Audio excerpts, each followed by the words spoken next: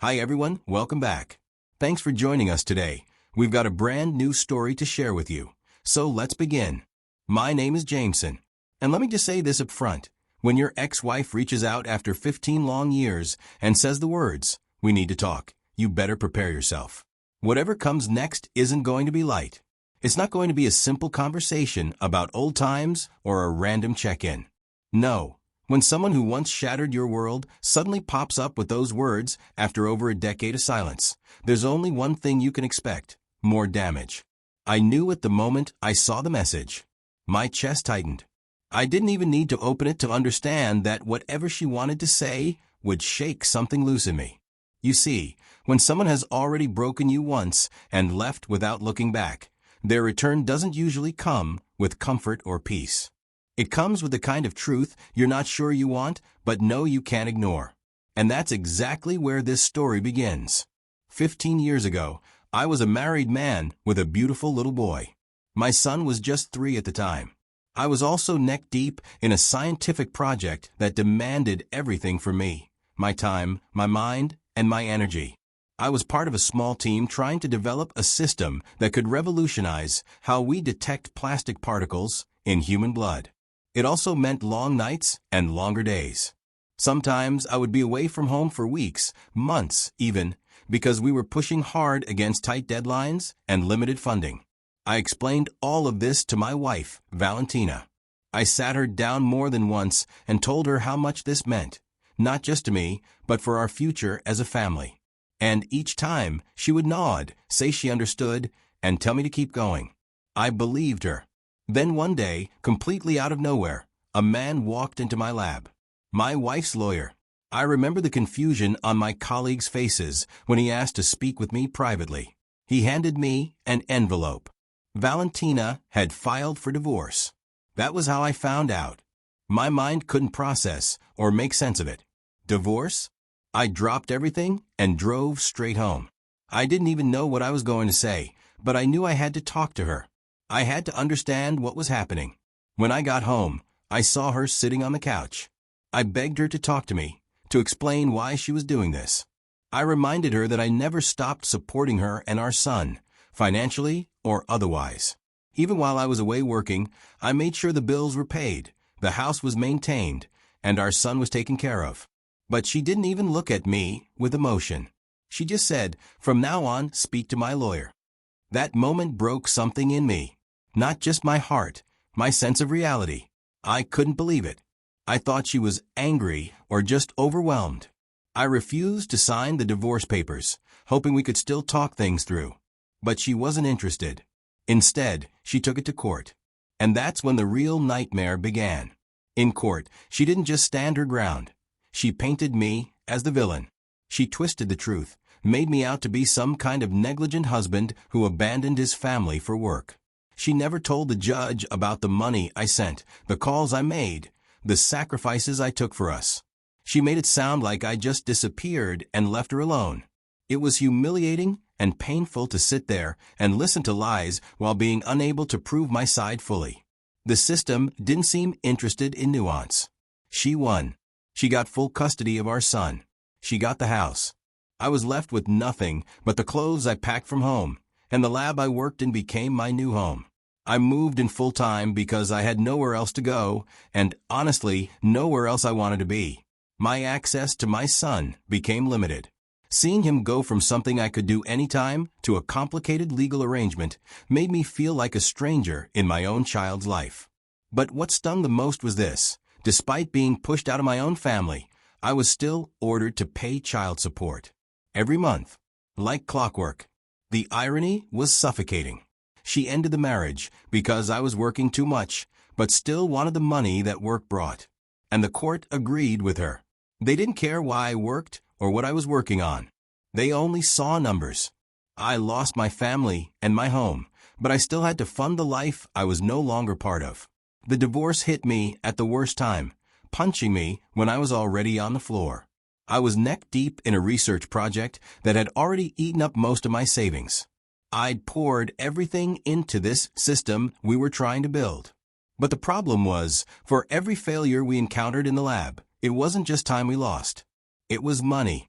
And with every failed trial, it felt like we were inching closer to shutting down for good. There were days I wanted to give up completely. Days I looked in the mirror and didn't recognize the man staring back. But somehow, my team and a few family members kept me going. They didn't let me fall apart. They reminded me that what we were building could still matter. That my life could still matter. And deep down, I knew they were right. The betrayal started to fuel me. I stopped asking why she did it. I stopped trying to understand it. I just poured every bit of pain, anger, and confusion into the project. But it came with a cost. I shut myself off emotionally.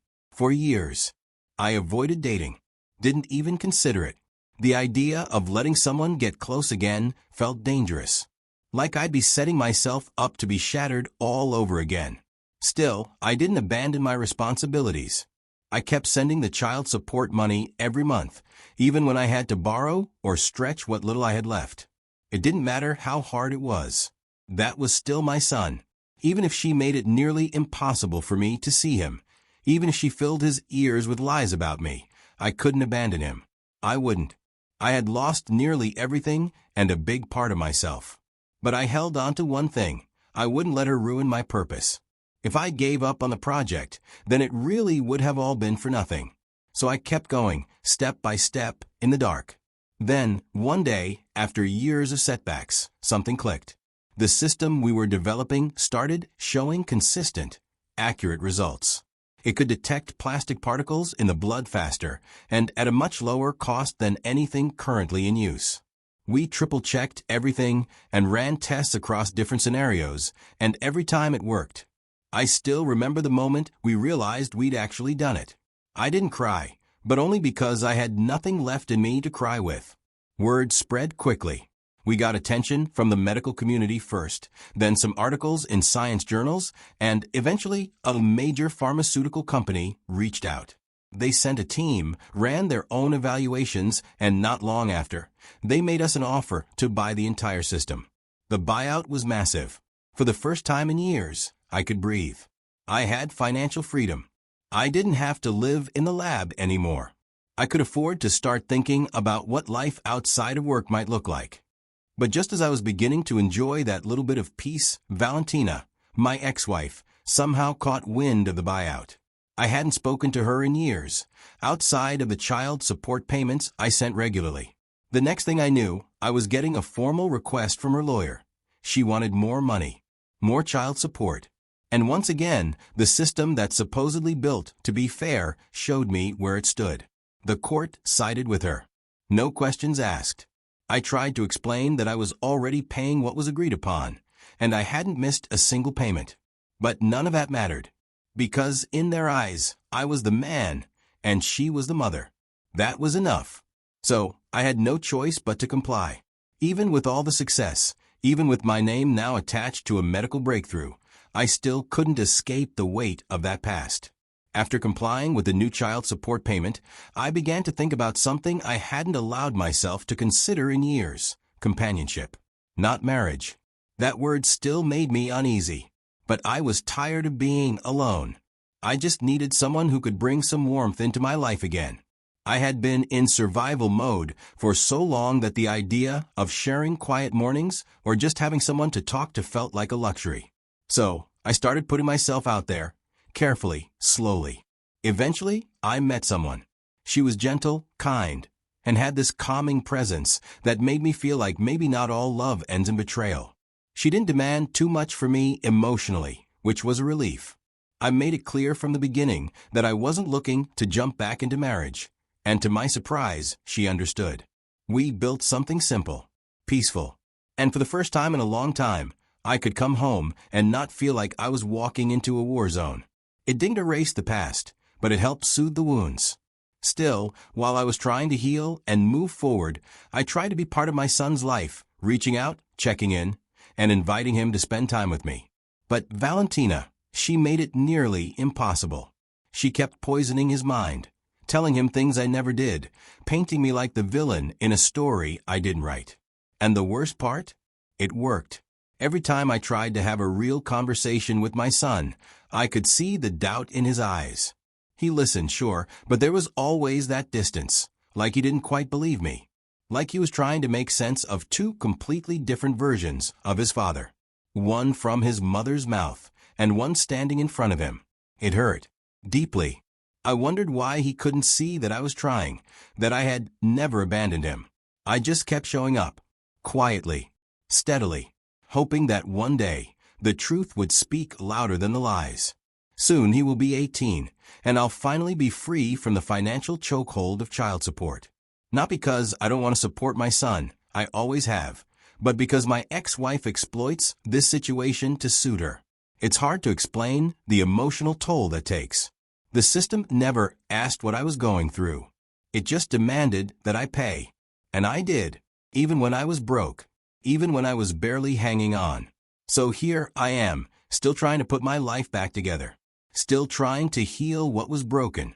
I am still hoping that my son will one day see the truth for himself in the coming years. Out of the blue, 15 years after our divorce, I got a message from Valentina, my ex-wife. It was a simple text, "We need to talk." My mind went into overdrive. Was someone dead? Did something happen to our son? Was she sick? In trouble? The message gave no clue. I couldn't ignore it. As much as I hated to admit it, a part of me still reacted to her like it was muscle memory.